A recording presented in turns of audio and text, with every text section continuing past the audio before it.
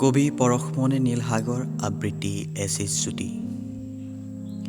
নিয়ৰৰ কণা দৰে তোমাৰ চকুলো দুগালেদি বিয়পি পৰে, সুখৰ মাজতো চকুলো তোমাৰ দুগালত কিয় বিয়পি পৰে।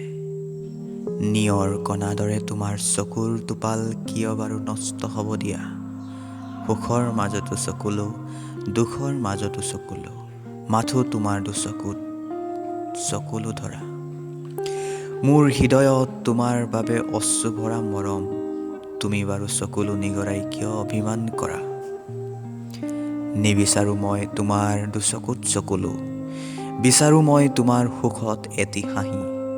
তোমাৰ মুখত হাঁহি দেখিলে মোৰ মন আকাশ চুব খোজে, কিয় বাৰু তুমি চকুলো টুকি মুকুতাৰ দৰে নষ্ট কৰিছা।